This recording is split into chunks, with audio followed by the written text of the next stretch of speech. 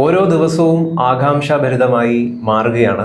April 9-ാം തീയതിക്ക് വേണ്ടിയിട്ട് ജനം കാത്തിരിക്കുകയാണ് അവരുടെ വിധി അറിയിക്കാനായിട്ട്. ഇപ്പം CPM-ന്റെ വലിയ പ്രചരണം നടന്നുകൊണ്ടിരിക്കുകയാണ്. അതായത് കോൺഗ്രസിനെ ആക്രമിച്ചുകൊണ്ടുള്ള പ്രചരണം. അത്തരത്തിലുള്ള നിരവധി PR ആഡ് പരസ്യം പോലത്തെ വീഡിയോസ് പുറത്തിറങ്ങിയിട്ടുണ്ട്.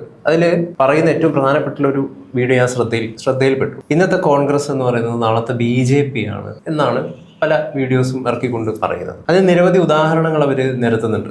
ഉദാഹരണത്തിന് മറ്റ് കോൺഗ്രസ് ഭരിക്കുന്ന ചില സംസ്ഥാനങ്ങളിൽ ബീഫുമായി ബന്ധപ്പെട്ടിട്ടുള്ള കാര്യങ്ങൾ വരുന്നു. അതിൻ്റെ പേരിൽ കലാപങ്ങൾ നടക്കുന്നു, വണ്ടികൾ തീയിടുന്നു.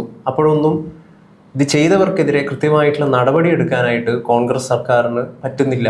ഇങ്ങനെയുള്ള കുറേ കാര്യങ്ങൾ നിരത്തിക്കൊണ്ട് എന്തുകൊണ്ടാണ് ഇത്തരത്തിലുള്ള ഈ ഒരു പ്രചാരണത്തിന് എന്തെങ്കിലും ഒരു വസ്തുത? കോൺഗ്രസ് ഇന്നത്തെ കോൺഗ്രസ് നാളത്തെ BJP ആണെന്നുള്ളത് രണ്ട് തരത്തിൽ കേരളത്തിൽ ന്യൂനപക്ഷം ഉൾപ്പെടെയുള്ള ഭൂരിപക്ഷം ആൾക്കാരും BJP രാഷ്ട്രീയത്തിനെതിരാണ്, സംഘപരിവാർ രാഷ്ട്രീയത്തിനെതിരാണ് എന്നൊരു നോഷനുണ്ട്. ഒന്ന് ഒരു നെഗറ്റീവ് ഇവിടെ ഉണ്ടാക്കി വെച്ചിട്ടുണ്ട്. അത് ശരിയാണെങ്കിലും തെറ്റാണെങ്കിലും.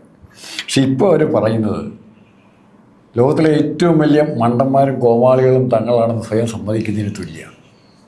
ഇന്ന് BJPയുടെ പൊസിഷൻ എന്താ? BJP ഇന്ത്യ ഭരിക്കുന്ന കക്ഷിയാണ്. കോൺഗ്രസ് നാളത്തെ BJP എന്ന് പറയുന്ന അർത്ഥം എന്താ?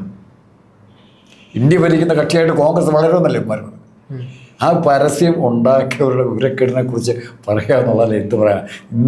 നാളെ കമ്മ്യൂണിസ്റ്റ് എന്ന് പറഞ്ഞില്ലല്ലോ. ഇന്നത്തെ കോൺഗ്രസ് നാളെ CPM എന്ന് പറയാൻ പറ്റുമോ? ഇന്നത്തെ CPM നാളെ BJP എന്ന് ഇതൊന്നും പറയാൻ പറ്റിയില്ല. കാരണം CPM ഒരിക്കലും BJP ആകാനും പറ്റില്ല, കോൺഗ്രസ് ആകാനും പറ്റില്ല. അതിൻ്റെ 4-1 ജനപിന്തുണ ആർജിക്കാൻ പറ്റില്ല. അപ്പോൾ അവർക്കിത് പറയണം. അവർ തൽക്കാലം കേരളത്തിൽ എവിടെയെങ്കിലും 10 വോട്ട് കിട്ടുമോ എന്നുള്ള ഒറ്റ കണക്കുകൂട്ടലിന് വേണ്ടി മാത്രം ഇറക്കി വിട്ട കോമാളി കാർട്ടൂണാണിത്. അതിനപ്പുറത്തേക്ക് ആ വിഷയത്തെക്കുറിച്ച് പറയാൻ എന്തെങ്കിലും ഉണ്ടോ? ഇത് താങ്കൾ പറഞ്ഞു വരുന്നത് മുസ്ലിം വോട്ട് ബാങ്കിന് മാത്രം ലക്ഷ്യം വെച്ചുകൊണ്ടുള്ള പ്രചരണമാണ്. മുസ്ലിം ക്രിസ്ത്യൻ വോട്ട് ബാങ്ക് ആ ഒരു പ്രചരണ ആംഗിൾ അല്ലാതെ അതിൽ എന്തെങ്കിലും ആത്മാർത്ഥതയുണ്ടോ? ഇപ്പോൾ ഏറ്റവും കൂടുതൽ നമ്മൾ ഇവിടെ കേരളത്തിൽ മറിച്ച് പറയുമ്പോൾ അതേ പരസ്യം വന്നിട്ടുണ്ട്. ഒരാൾ തുണി പിഴിയുന്ന പരസ്യം. അതിന് ആ ഒരു അത്തരത്തിലുള്ള കാര്യങ്ങൾ വരുന്നതിന് പുറത്ത് മറ്റു ചില കാര്യങ്ങളും കൂടിയുണ്ട്. അതായത് പരസ്യമായിട്ട് RSS കോൺഗ്രസിന് പിന്തുണ കൊടുത്തിട്ടുണ്ട് ഇന്ദിരാഗാന്ധിയുടെ കാലത്തൊക്കെ. അങ്ങനെ ഇപ്പോൾ നമ്മളെ ഉപമുഖ്യമന്ത്രിയായിട്ടുള്ള കർണാടകയിലുള്ള DK ശിവകുമാർ, അദ്ദേഹം അവിടെ കർണാടക നിയമസഭയിൽ RSSന്റെ ഗണഗീതം വരെ പാടുന്ന ഒരു സാഹചര്യം വരെ രൂപപ്പെട്ടിട്ടുണ്ട്. അപ്പോൾ യഥാർത്ഥത്തിൽ കോൺഗ്രസിന്റെ ഇത്തരത്തിലുള്ള ചില സമീപനങ്ങൾ കൊണ്ടാവാം ഒരു പക്ഷേ ഇങ്ങനെയുള്ള പ്രചരണങ്ങൾ ഉണ്ടാകുന്നുണ്ടാവാം അല്ലേ? അതേ കാരണം തന്നെ പിണറായി വിജയൻ ഉൾപ്പെടെയുള്ളവർ 77-ലും പിന്നീട് പല തെരഞ്ഞെടുപ്പിലും BJP അന്ന് ജനസംഘമായിരുന്നു. ജനസംഘത്തിൻ്റെ പിന്തുണയോടെ ജയിച്ചിട്ടുണ്ട്. കേരളത്തിൽ മത്സരിച്ചിട്ടുണ്ട്, ജയിച്ചിട്ടുണ്ട്. അതാരും നിഷേധിക്കുന്നില്ല. അവർ തന്നെ സമ്മതിക്കുന്നുണ്ട്. MP ഗോവിന്ദൻ സമ്മതിക്കുന്നുണ്ട്.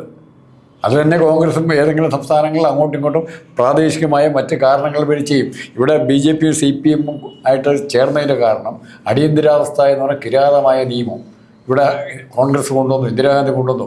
ആ നിയമത്തെ എതിർക്കുന്നവരെല്ലാം കൂടെ യോജിച്ചു. ആ കൂട്ടത്തിൽ CPM കാരനും BJP കാരനുണ്ടായിരുന്നു. അതുപോലെ പ്രധാനപ്പെട്ട ഏതെങ്കിലും പൊതു ഇഷ്യൂ വരുമ്പോൾ ഒരുമിച്ച് യോജിക്കുന്നത് തങ്ങൾ മറ്റേ പാർട്ടിയുടെ ആൾക്കാരാണ് എന്ന് വ്യാഖ്യാനിക്കുന്ന ആ തെറ്റിനെ ഞാൻ പറഞ്ഞു. അപ്പോൾ എനിക്ക് ചില നിയമങ്ങൾ കോൺഗ്രസ്സുകാർ പറഞ്ഞു, ഞാൻ കോൺഗ്രസിനെ ജയിക്കണം എന്നാഗ്രഹിക്കുന്ന ആളാണ്. കോൺഗ്രസിൻ്റെ ജനാധിപത്യ സ്വഭാവമാണ് അതിൻ്റെ ഏറ്റവും വലിയ.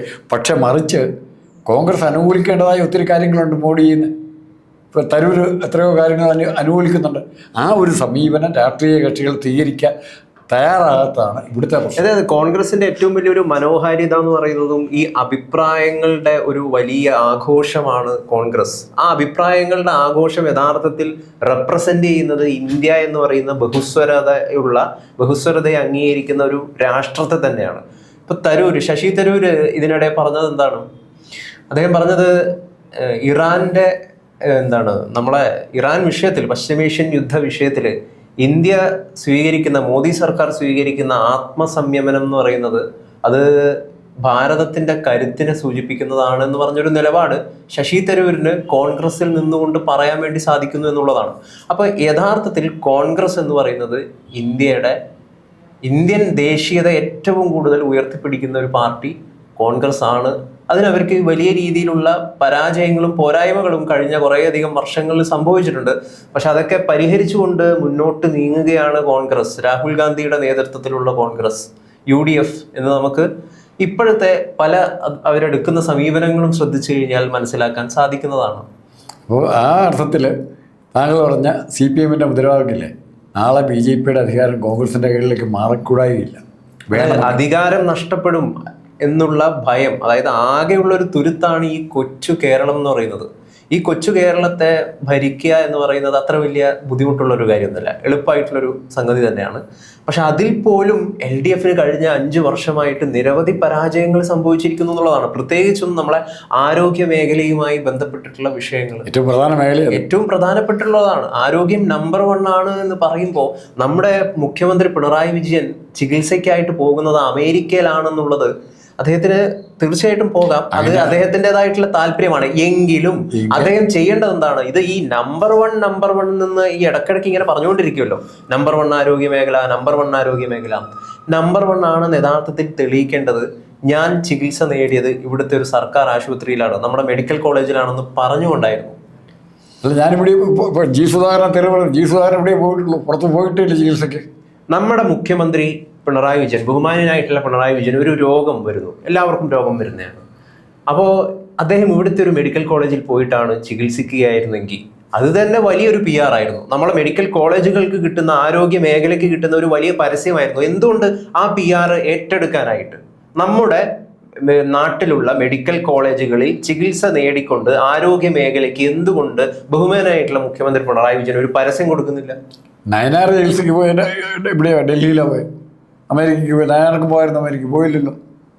അപ്പോൾ ഇത് പിണറായി വിജയൻ അമേരിക്ക പോകുക എന്നുള്ളത് മാത്രം, അത് പിണറായി വിജയൻ്റെ എല്ലാ പ്രവൃത്തികളും ദുരൂഹമാണ്. മനുഷ്യനെ നമ്മളിൽ നിന്ന് ഒത്തിരി രഹസ്യങ്ങൾ മറച്ചു വയ്ക്കുന്നുണ്ട്. അവിടെ ചികിത്സയ്ക്ക് പോയിട്ട് വരുമ്പോഴെല്ലാം തിരിച്ചു വരുന്ന എവിടെയിലൂടെയൊക്കെയാണ് വരുന്നത്, നേരെ ഈ പോരുകയാണ്.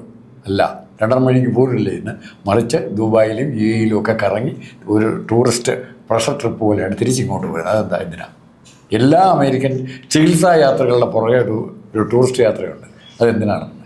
അതൊക്കെയാണ് ഇവിടെ ദുരൂഹത എന്ന് പറയുന്നത്. ഇവിടുന്ന് സ്വർണ്ണം അങ്ങോട്ട് കടത്തി എന്നുള്ള ആരോപണം വരുന്നത് UAE-യിലേക്ക്, അല്ലെ UAE-യിൽ നിന്ന് ഇങ്ങോട്ട് ഡിപ്ലോമാറ്റിക് വഴി കൊണ്ടുവരുന്നുള്ള ആരോപണം വരുന്നത്. അപ്പോൾ ഇത്തരം ആരോപണങ്ങളുടെ പശ്ചാത്തലത്തിലാണ് പിണറായി വിജയൻ്റെ പ്രവൃത്തികളെ നമ്മൾ വീക്ഷിക്കുന്നത്. അതുകൊണ്ടാണ് പിണറായി വിജയൻ ഈ കാര്യങ്ങൾ പറയുമ്പോൾ നമ്മൾ ക്രെഡിബിലിറ്റി ഇല്ലാതെ പോകുന്നത്. ഇപ്പം നമ്മൾ അത് ശരിയാണ്, അത്തരത്തിലുള്ള ഒരുപാട് കാര്യങ്ങളുണ്ട്. നമ്മളെ വിഷയത്തിലേക്ക് ഈ കോൺഗ്രസ്, ഇന്നത്തെ കോൺഗ്രസ് നാളത്തെ BJP ആകുമോ എന്നുള്ളതാണല്ലോ.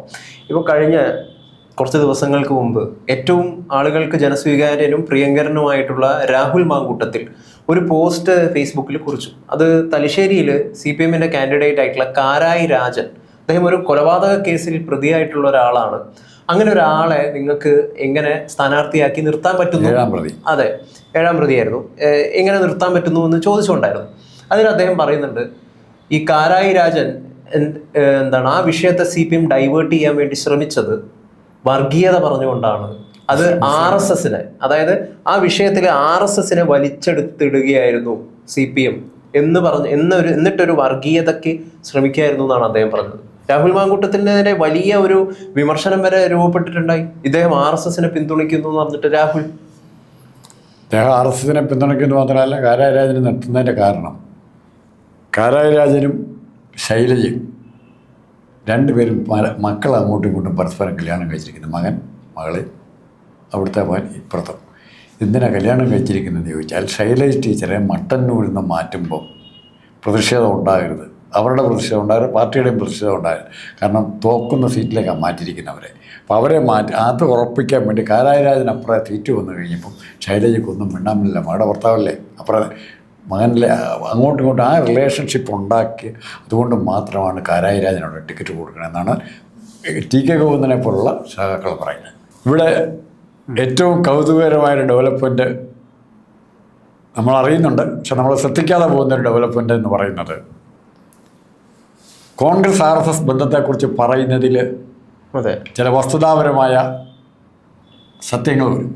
കാരണം RSS-ൻ്റെ അണികളുടെ ബേസിക്കായിട്ട് സംഘപരിവാറിൻ്റെ അണികളിലെ BJP-യുടെ അണികളിൽ അവരുടെ മുഖ്യ ശത്രു ജനിച്ചപ്പോൾ തൊട്ട് അവർ കേട്ട് വളർന്നിരുന്നത് കമ്മ്യൂണിസ്റ്റ് പാർട്ടി മാത്രമല്ല കമ്മ്യൂണിസം ഉൾപ്പെടെയുള്ള സൈദ്ധാന്തികമായും പ്രത്യയശാസ്ത്രപരമായും അവർ എതിർക്കുന്ന ഒരു പ്രസ്ഥാനമാണ് കമ്മ്യൂണിസ്റ്റ് പാർട്ടി.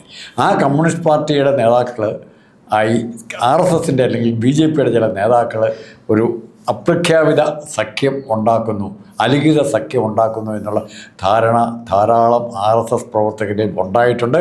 അവർ സത്യസന്ധമായി വിശ്വസിക്കുന്നു. അവരുടെ മുമ്പിൽ അതിൻ്റെ ഉദാഹരണങ്ങളും കാണുന്നുണ്ട്. അത് കാണുമ്പോൾ സ്വാഭാവികമായും എന്നാൽ ഈ കമ്മ്യൂണിസ്റ്റ് പാർട്ടിക്കും BJPക്കും കൊടുക്കേണ്ട കോൺഗ്രസിനും കൊടുത്തേക്കാം എന്നവർ തീരുമാനിച്ചേക്കാം. സോഷ്യൽ മീഡിയയിൽ ഇപ്പം അത്തരത്തിലുള്ള ചില നമുക്ക് കമന്റുകളും അഭിപ്രായങ്ങളും ഒക്കെ കാണാം. അതായത് RSSനുള്ളിൽ പോലും അല്ലെങ്കിൽ സംഘപരിവാറിനുള്ളിൽ പോലും വലിയ രീതിയിലുള്ള കലാപങ്ങൾ. അതായത് എന്തിനാണ്, അതായത് ഈ കമ്മ്യൂണിസ്റ്റ് വിരുദ്ധ അതായത് കമ്മ്യൂണിസം എന്ന് പറയുന്ന പ്രത്യയശാസ്ത്രം ഏറ്റവും കൂടുതൽ വെറുത്തിരുന്നത് ആരാണ് ഈ നാട്ടില്? RSS ഏറ്റവും കൂടുതൽ, പിന്നെ കോൺഗ്രസോ. സുധാകരൻ കമ്മ്യൂണിസ്റ്റ് വിരുദ്ധതയുടെ ഏറ്റവും വലിയ കേരളത്തിലെ ജ്വലിക്കുന്ന ഒരു മുഖമാണ് കെ സുധാകരൻ.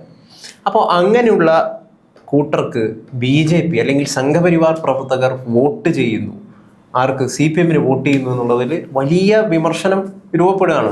അതിൻ്റെ അടിസ്ഥാനത്തിൽ ഇത്തവണ UDFന് വോട്ട് ചെയ്യും എന്ന് പറയുന്ന ഒരു സമീപനം പോലും സോഷ്യൽ മീഡിയകളിലായിട്ട് നമുക്ക് കാണാൻ സാധിക്കുന്ന ഒരു കാര്യമാണ്. അതാ വസ്തുതാപരമായി നമ്മളൊരു വെള്ളം ഒഴുകി വരുന്ന തോട്ടി നിൽക്കുമ്പോൾ നമ്മൾ മുണ്ട് പൊക്കി പിടിക്കും. ഒരു കാരണവശാലും കമ്മ്യൂണിസ്റ്റ് പാർട്ടിയോ കമ്മ്യൂണിസ്റ്റത്തിൻ്റെ മറ്റ് പ്രവർത്തന രീതികളോ അംഗീകരിക്കാത്ത, എല്ലാ അന്തർദേശീയ തലത്തിലൊക്കെ അങ്ങനെ തന്നെയാണ്, അംഗീകരിക്കാത്ത സംഘപരിവാറിന് CPMനെ സപ്പോർട്ട് ചെയ്യുന്ന BJP നേതൃത്വത്തെ, BJP ആണെന്ന് പറയുന്നില്ല, BJP നേതൃത്വത്തെ അംഗീകരിക്കാൻ പറ്റിയില്ല. അതാണ് സംഭവം. ഒരു തരത്തിൽ അംഗീകരിക്കാൻ പറ്റും. അതിൻ്റെ ഫലമായി ഒന്നുകിൽ ആർക്ക് വോട്ട് ചെയ്യാൻ പോകണ്ടെന്ന് ചോദിക്കുക. പക്ഷേ യാതൊരു കാരണവശാലും CPM അധികാരത്തിൽ വരരുത് എന്നുള്ള ബോധ്യപ്പെടലിൻ്റെ അടിസ്ഥാനത്തിൽ, വെറുതെ ചെയ്യുന്നല്ല, ബോധ്യപ്പെടലിൻ്റെ അടിസ്ഥാനത്തിൽ RSS പ്രവർത്തകർ ആരെങ്കിലുമൊക്കെ ചിലപ്പോൾ കോൺഗ്രസിന് വോട്ട് ചെയ്യും. അത് സംഭവിക്കാൻ പോകുന്നത്, അങ്ങനെ സംഭവിക്കും. അത് കോൺഗ്രസിൻ്റെ അല്ല UDFൻ്റെ പ്രതീക്ഷിക്കാത്ത നേട്ടങ്ങൾ. 2001 UDFന് കിട്ടിയിരുന്ന 99+1 അവർക്ക് ഏറ്റവും കൂടുതൽ സ്കോർ ചെയ്തിരുന്ന ഒരു വർഷമാണ്. പിന്നീട് ആ നേട്ടം കൊയ്യാൻ പറ്റിയില്ല. പല വിഭാഗങ്ങളും കോൺഗ്രസിൽ നിന്ന് UDFിൽ നിന്ന് പിന്മാറിപ്പോയതിൻ്റെ പശ്ചാത്തലത്തിലാണ് പിന്നീടുള്ള പല പരാജയങ്ങളും സംഭവിച്ചിരിക്കുന്നത്. ഇപ്പം സമൂഹത്തിലുള്ള എല്ലാ മതസ്ഥരെയും ഉൾക്കൊള്ളുന്ന ഒരു വലിയ ഒരു പ്രസ്ഥാനമായിട്ട് വീണ്ടും UDF മാറിക്കൊണ്ടിരിക്കും. വലിയൊരു ശക്തിയായിട്ട് ആഞ്ഞടിക്കാൻ വേണ്ടിയിട്ട്, തീപ്പന്തമായി ആളിക്കത്താൻ വേണ്ടി പോവുകയാണ്. അതിനുവേണ്ടി കാത്തിരിക്കാം. തീർച്ചയായിട്ടും.